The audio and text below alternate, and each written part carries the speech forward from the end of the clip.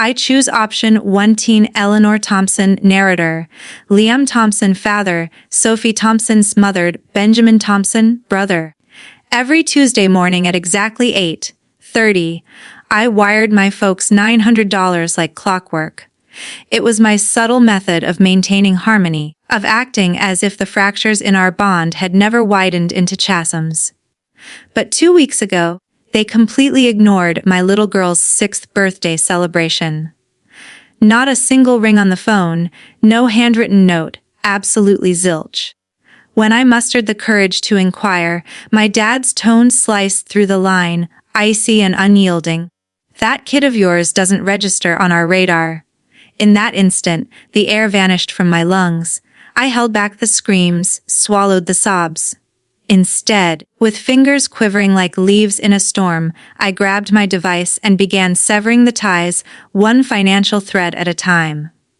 45 minutes ticked by, and then my screen lit up with a notification. That single alert flipped my entire existence upside down. For a solid 10 months, my Tuesdays kicked off identically. I'd rub the sleep from my eyes after pulling an all-nighter at the clinic, brew a strong pot of tea, and punch in that $900 transfer to my parents right on the dot. It wasn't born from affection anymore. It had morphed into a ritual, perhaps laced with remorse, or a fragile optimism that consistent support might eventually thaw their hearts. They'd view me not as the wayward child who'd let them down by choosing my own path, but as their flesh and blood once more. Following those exhausting shifts, I'd collapse at the dining nook with my tablet glowing, Sophie's vibrant sketches pinned up next to the stack of invoices. I'd enter the familiar digits weekly, then gaze at the verification pop-up, pulsing like a heartbeat I couldn't ignore. I was trapped in the cycle. Transfer complete. My mom never uttered a thank you. My dad never acknowledged it. Yet when their furnace gave out in the dead of winter, I settled the repair bill. When their water got shut off for non-payment, I reinstated it without a word from them. It wasn't kindness, it was self-preservation. Placating them ensured tranquility in my world. Sophie, bless her innocent heart, had no clue. She imagined her grandparents resided in some distant land, not a mere 45-minute drive through suburban sprawl. "Will they make it to my school play?" she'd inquire, pirouetting across the carpet in her sequined tutu. I'd force a grin, bury the bitterness, and murmur, "Fingers crossed for soon, my love." She'd accept it with a nod, her trust unwavering. Children possess that pure faith. I once held it too, believed that time erodes parental stubbornness, that ego dissolves, that affection seeps back through the fissures. I even daydreamed about them reclaiming spots at our worn oak table, clasping Sophie's tiny palms, regaling her with tales of my toddler antics. Like the time I smeared mud on the walls, thinking it was finger paint. But each conversation with my mother shattered the illusion. She addressed me as if I were a subordinate, her words clipped and efficient. "Remember to tack on the pharmacy run this time. Your father's blood pressure meds are low." On quieter evenings, I'd overhear Sophie conversing with her plush toys, assigning them roles. Nana, Pops, Mommy, orchestrating hugs, giggles, and cookie divisions. Observing her innocence twisted my insides. She was crafting the warmth we lacked in reality, so for her birthday bash, I pulled out all the stops. Garlands draped from the porch, helium orbs floating lazily, homemade citrus punch in glass pitchers. I even scored a gently used inflatable slide from a neighborhood sale. Sophie whirled in her lavender gown, ponytails woven with ribbons, face glowing with anticipation. "Mommy, will Nana and Pops show up today?" she questioned, pressing her nose against the window as cars pulled in. I paused, plastering on cheer. "Let's give it a bit, darling." But intuition whispered the truth. By 4 o'clock, the frosting had pooled into gooey lakes on the cake, and the punch had lost its chill. The backyard lingered with scents of vanilla and grilled corn, but the joy was waning. Sophie kept darting glances to the driveway, her palms coated in icing, dress hem dancing in the breeze. Every quarter hour, her voice softened. "Are they close now, Mommy?" I'd beam through the fracture in my soul. "Possibly, honey, roads might be jammed." No congestion, no voicemail, no pretext, just void.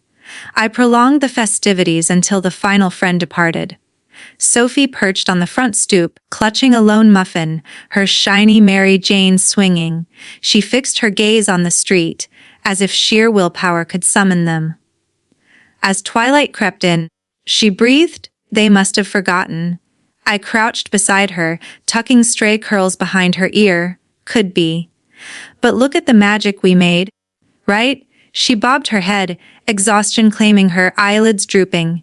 That evening, post-storytime and kisses, I slumped on the sofa, flipping through snapshots, Sophie beaming amid playmates, orbs swaying. Each frame evidenced my efforts.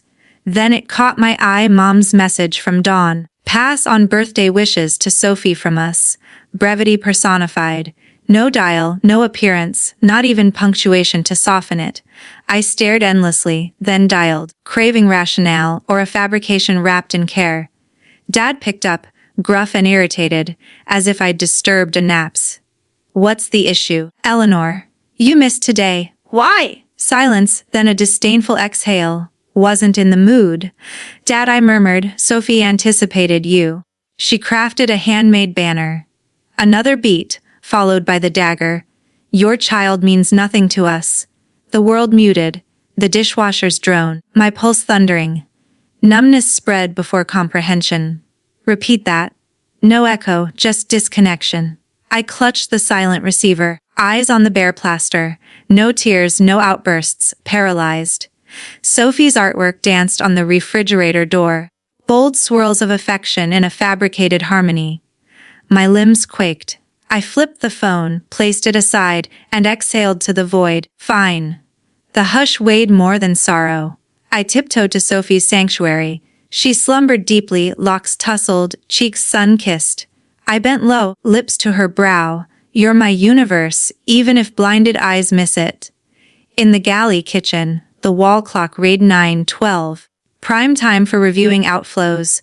Muscle memory guided my finger to the finance app, but I halted. Not tonight. I dumped the remaining punch, scrubbed surfaces spotless, and lingered in the calm, sensing an irreversible pivot.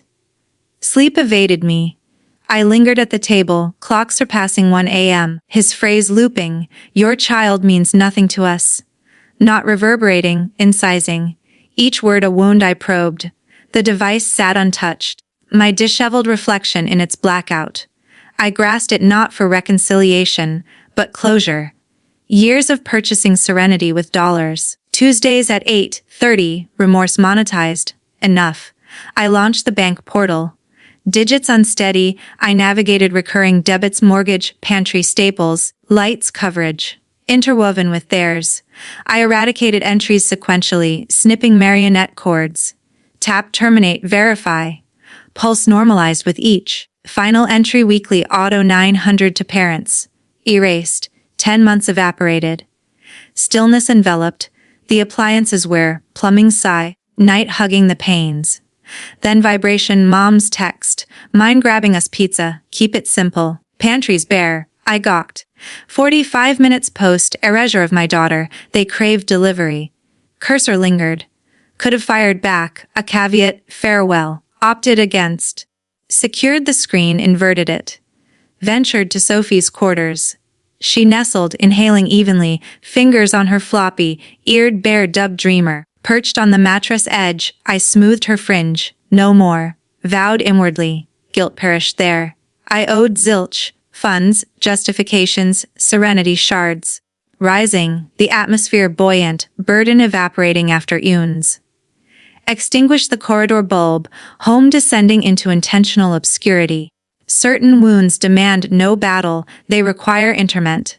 That night, I entombed the naive self clinging to familial equals love. Dawn bathed the counters as if unscathed, yet his declaration haunted every nuance. Sophie dreamed on. I steeped chamomile for grip. Ring blocked ID. Miss Thompson. Harold here, your parents' property manager. Rents absent, uncharacteristic. Not my burden henceforth. I stated. They'll manage. Pause.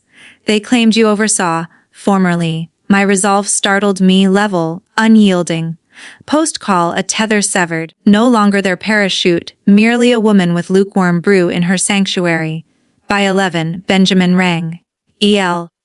I chuckled faintly. Elaborate snapped. Ditching support. Precisely. Silence stretched. Solid move. I reeled. Come again. I've funneled cash. Couple hundred monthly. Fuel, provisions. Figured joint effort might sway them. They concealed it. I breathed. Mutual omission.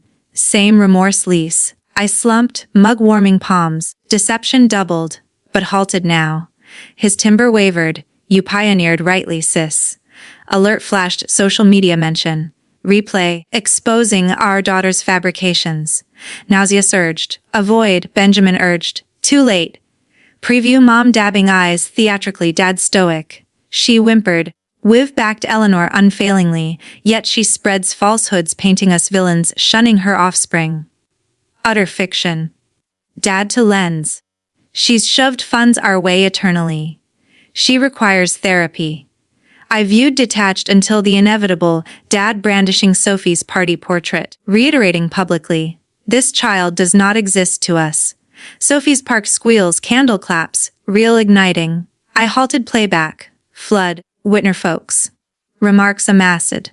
Cruel to a kindergartner. Likely provoked. Grace needed. Appalling if authentic. Powered down. Dwelling hushed. Atmosphere stagnant. Afternoon, Benjamin message, mute online. Let veracity suffocate them. Complied. Absence amplifying fury. Evening, clip viraled locally. Parish pals reposted with clasped hands. Shift evidence sans my input. Subsequent day, Harold messaged, eviction notice served 30 days. Regret the escalation. No response needed. Retribution streamlined. 3 days on, cousin Madeline phoned. Fury trembling, they're crashing the annual barbecue.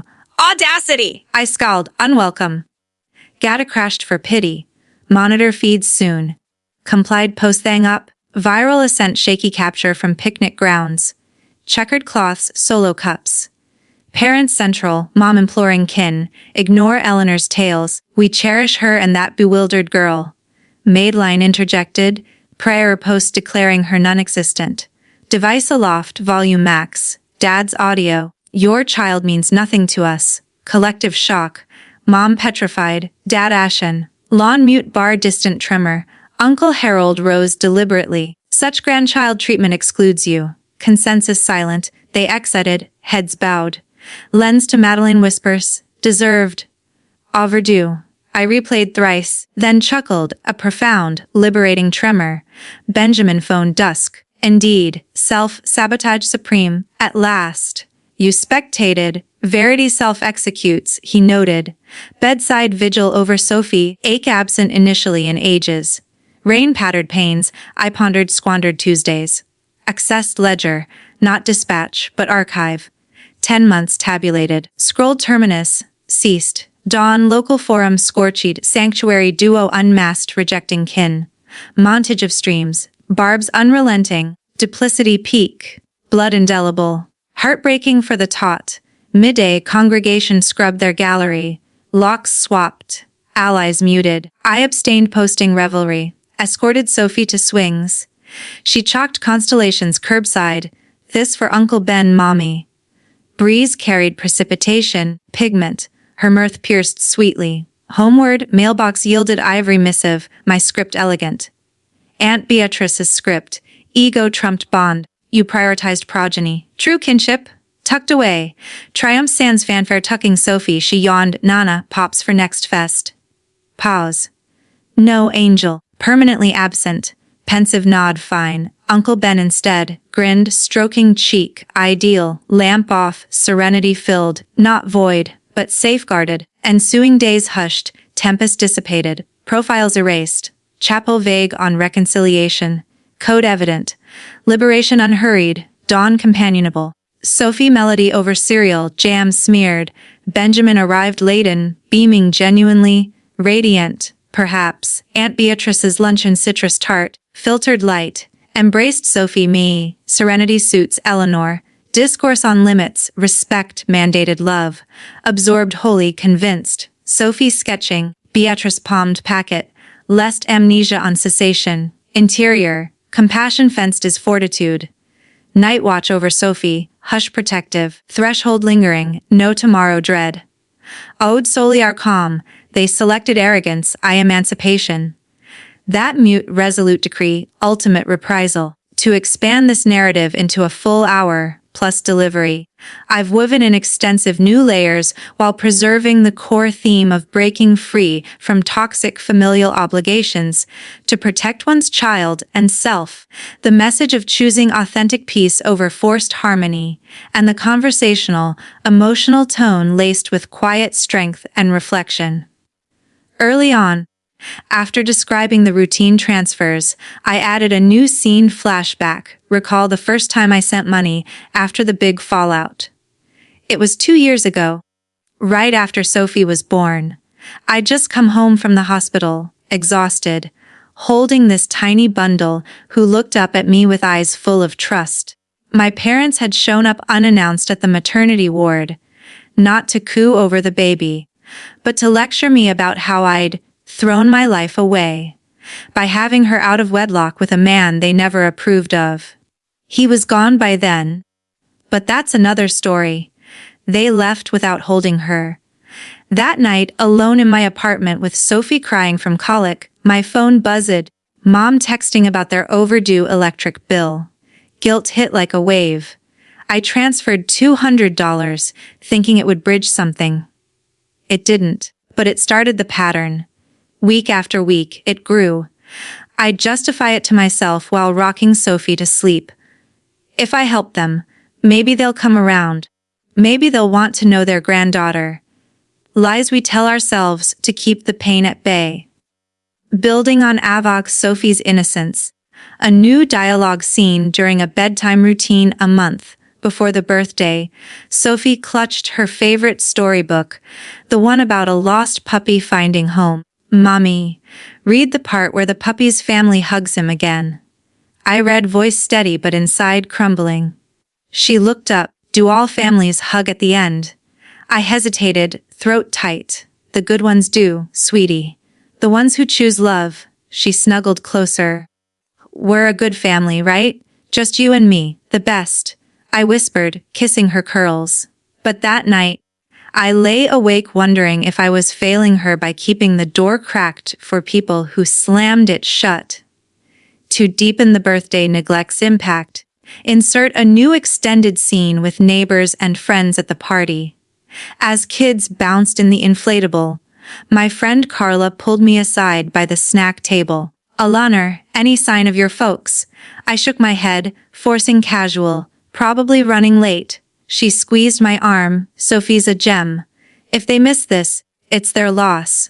Later, during games, Sophie led a pin, the tail on the donkey, blindfolded and giggling. But every time the front bell rang, another parent dropping off a gift, she'd whirl expectantly. By cake time, her energy flagged. I lit the candles, sang loud to cover the emptiness. She blew them out, wishing silently. I saw her lips move, probably for grandparents. One friend, little Emma, asked, "Where's Sophie's Nana?" "Mine bakes cookies for everything." Sophie shrugged bravely. "Maybe next year." The adults exchanged glances. I pretended not to notice the pity. Post phone call freeze, add an internal monologue scene. While pacing the house at midnight, I wandered room to room, touching Sophie's toys. A wooden puzzle we'd assembled together last weekend, her tiny fingerprints still on the pieces. Memories flooded. The day she learned to walk, toddling toward me with arms outstretched, no one else to cheer her on. Or the feverish night when she was 2, me sponging her forehead, whispering prayers my parents taught me as a child. Irony burned. They'd shaped my faith in family, then shattered it. I ended in the laundry room, folding her tiny socks, each pair a reminder, this is my family now. Me and her against the silence they'd imposed. When canceling payments, expand with a new reflective detour, as I deleted each recurring bill tied to them. Their phone plan I'd added them to after Dad complained about costs. The streaming service they watched shows on, but never paid for. I paused on a gym membership I'd gifted Mom for her birthday, hoping it'd get her out, maybe soften her outlook. She'd used it twice, then quit, but kept the charge running. Click. Gone. It felt like reclaiming pieces of myself I'd pawned off. The text for food arrives. Add a new scene of temptation and resolve. I stood in the kitchen. Fridge humming, debating. Part of me wanted to order the most extravagant meal, have it delivered with a note. Enjoy your last freebie. But no, that engage. Instead, I opened the pantry, pulled out pasta sauce. Made a simple dinner for Sophie and me the next day. As it simmered, I thought, this is what providing looks like now, for us. Brother's call expanded with shared backstory dialogue. Benjamin and I hadn't talked deeply in years, not since he moved across state for work. Remember when we were kids, he said, and they'd pit us against each other. Eleanor's the responsible one, Benjamin's the dreamer. I laughed bitterly. Yeah, and now we're both bankrolling their dreams. He shared his side, sneaking money after his divorce, thinking it'd earn approval. They'd call praising you. Saying how reliable you were. Made me send more to compete. We vowed then no more competition, just support for each other. The live stream reaction. Add a new scene of me at work the next day. A nurse checking vitals. Between patients, I snuck peeks at my phone in the break room. Colleagues whispered, saw that video, your parents. I nodded minimally, focusing on charts. One doctor, kind-eyed Dr. Patel, pulled me into an empty exam room. Eleanor, family stuff's heavy. Take a personal day if needed. I declined but appreciated. It showed the world expanding beyond their narrow view. Landlord follow up, new detail. He called again, apologetic. They're packing. Asking if you'll reconsider. Said it's a misunderstanding. I replied calmly, no misunderstanding. Boundaries now. He sighed. Understood. You've been generous too long. Cousin at reunion, expand the video with more family dynamics. Uncle Harold, the patriarch, had always mediated disputes. His stand carried weight. Afterward, texts from other relatives, aunties I'd lost touch with, apologizing for silence, inviting us over. One from cousin young Jakey. Sophie can play with my kids anytime. Real family steps up. Public fallout extended over the next days. I added scenes of small-town ripple effects. At the grocery store, the cashier who'd known my parents forever hesitated. Heard some things. Hope you're okay. I smiled genuinely. Better than ever. Sophie and I baked cookies, delivering to neighbors as thank yous for party help. One elderly lady, Mrs. Klein, shared her own story over tea while Sophie played with her cat. Cut off my sister years ago for similar cruelty. Best decision. Peace followed. Validation warmed. Aunt's note inspires a new journaling scene. That evening, I started a journal, penning entries for Sophie to read someday. Dear Lily, of the Valley, today Mommy learned that love isn't a transaction. It's choosing you every day, even when it hurts others' expectations. Brother's visit expand to a full afternoon. We took Sophie to the zoo, her first time. She fed giraffes. Eyes look, Uncle Ben, they're like grandpa's, tall and spotty. We laughed, no shadows. Over ice cream, Benjamin confessed, thinking of therapy, to unpack the guilt. I nodded, me too.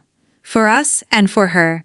Climax build up with a new confrontational dream sequence. Nights later, I dreamed they showed up at the door, contrite, holding gifts for Sophie. I slammed it, waking breathless. Realized no need for closure from them. Mine was internal. Final weeks, add community integration scenes. Joined a single moms group, shared stories, play dates for Sophie. She thrived, making friends whose families embraced us. One potluck, Sophie declared, This is like a big family. Hurtful. Wrapping with present-day reflection. Months on, Tuesdays are for pancake breakfasts with Sophie, no transfers. We volunteer at the animal shelter, giving freely, not obligated. Benjamin visits monthly. Aunt Beatrice teaches Sophie knitting. The house echoes with genuine laughter. I chose us. And in that choice, we bloom. If you've ever severed ties to safeguard your sanctuary, know you're surrounded by silent warriors who've done the same.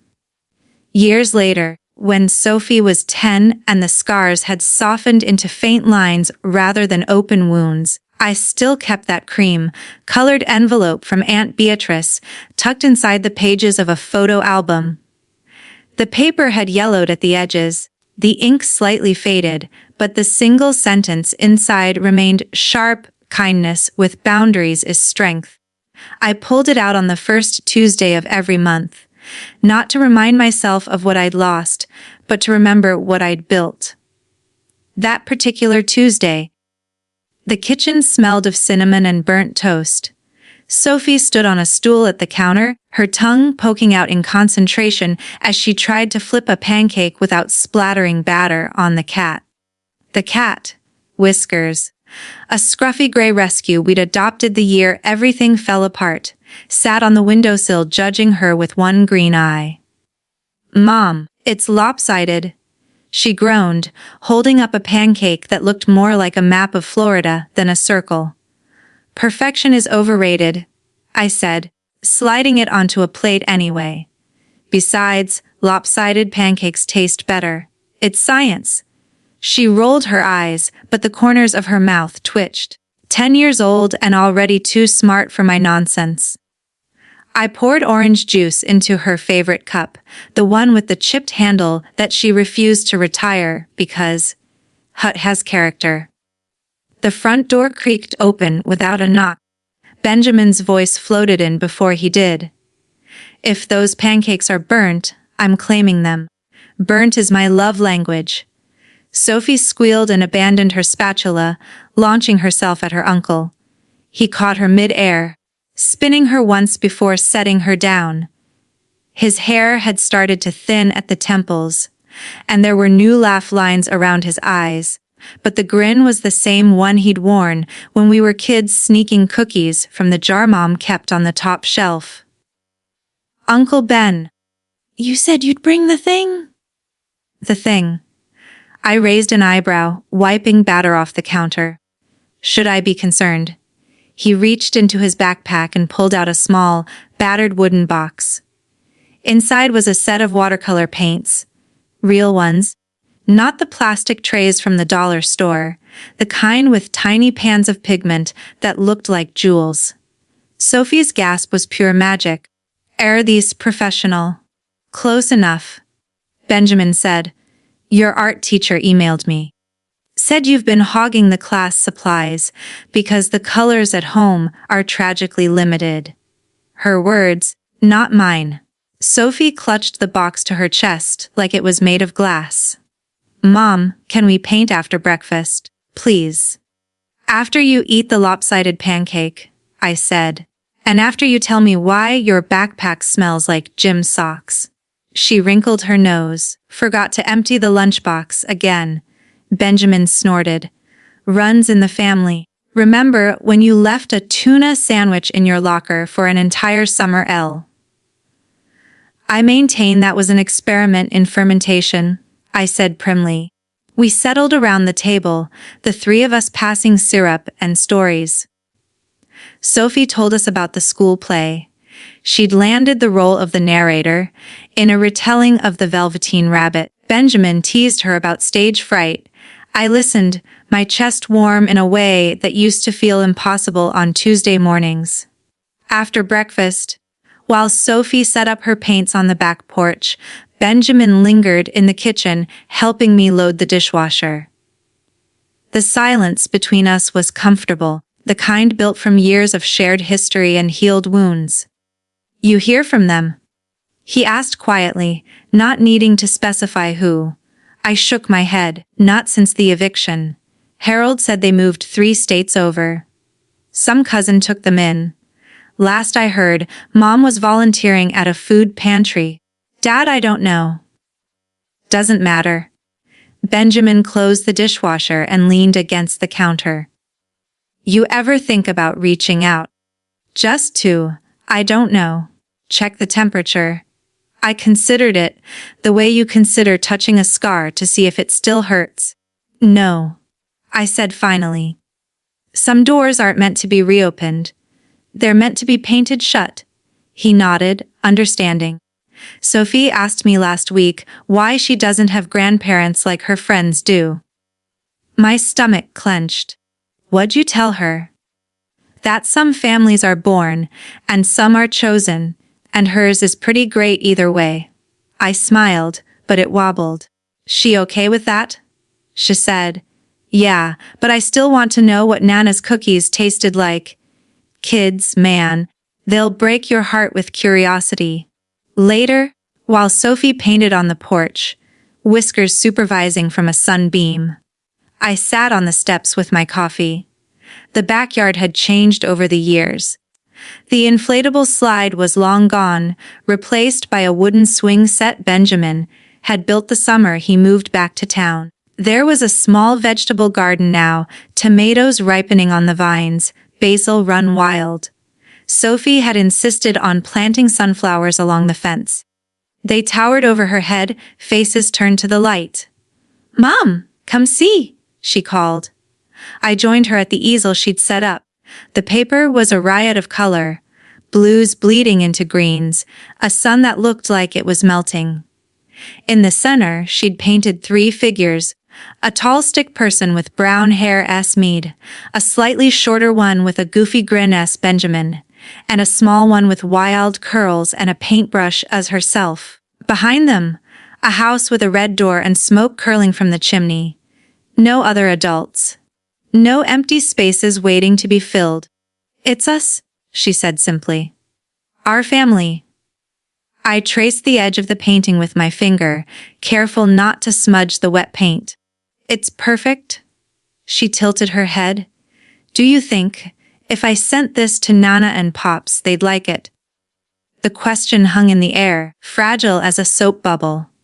I knelt so we were eye to eye. Sweetheart, art is about sharing joy with people who want to see it. And this is for us. For the people who show up. She considered that, then nodded.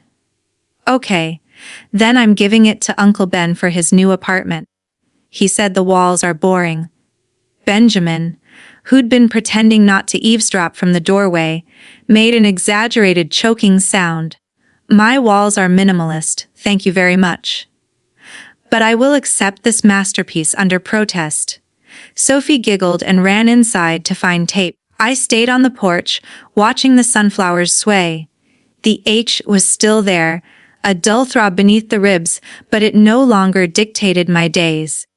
It was background noise, like the hum of the refrigerator or the distant bark of a neighbor's dog.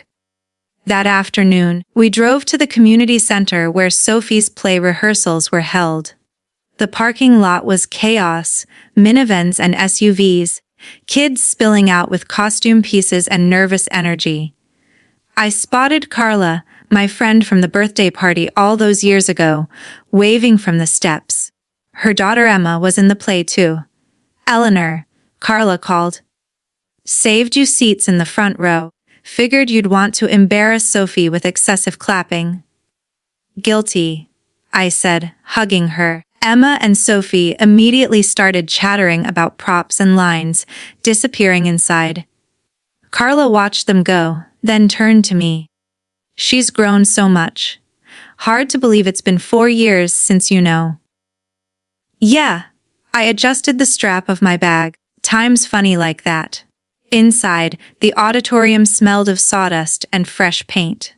Parents milled about, some chatting, others scrolling phones. I found our seats and settled in, Benjamin sliding in beside me with a bucket of popcorn he'd smuggled past the "no outside food" sign. The lights dimmed.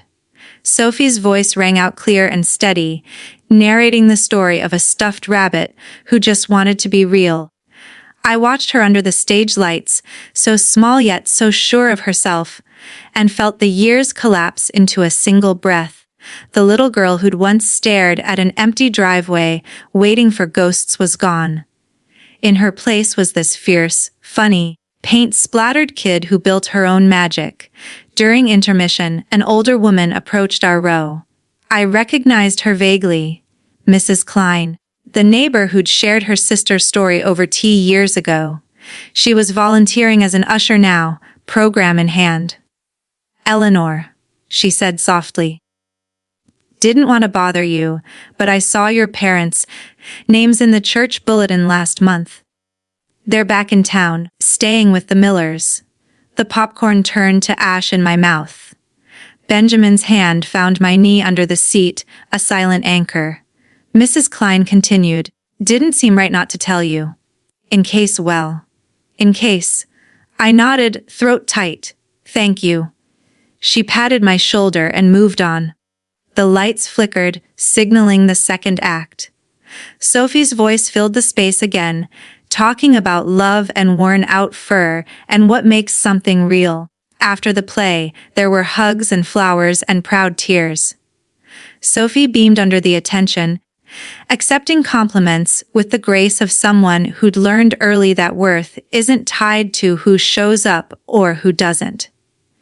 In the car on the way home, she was quiet, tracing patterns on the window with her finger. Benjamin had stayed behind to help strike the set. "Mom," she said finally. "If Nana and Pops are back, does that mean they want to see me now?" I glanced at her in the rearview mirror. Her face was serious, eyes reflecting passing streetlights. "I don't know, baby," I said honestly. "But wanting to see you and being good for you are two different things, and we only let good things in this car." She nodded slowly. "Like how Whiskers only lets good people pet his belly." Exactly like that. We pulled into the driveway. The porch light was on, casting a warm glow over the sunflowers. Sophie unbuckled and paused. I think I'm okay if they don't come. I have you, and Uncle Ben. And Emma's mom makes the best brownies." I laughed, the sound catching in my throat. Brownies are a solid grandparent substitute. Inside, she kicked off her shoes and ran to her room to change. I stood in the hallway, listening to her humming the play's final song. The house felt full in a way it never had when I was still sending money every Tuesday, still hoping for a miracle that would never come. Later, after she was asleep, I sat at the kitchen table with Aunt Beatrice's envelope. I added a new note beneath her words, my handwriting smaller, steadier. "Some love is a gift. Some love is a lesson. Ours is both." I slipped it back into the photo album next to a picture from the play. Sophie mid-bow, curls escaping her braid, face lit with joy. On the next page was the watercolor she'd painted that morning, now framed and hung in Benjamin's apartment. He'd sent me a photo, the painting above his couch, sunflowers bright against white walls. My phone buzzed. A text from an unknown number. "Eleanor, it's your mother. We're in town. Can we talk?" I stared at the screen for a long moment.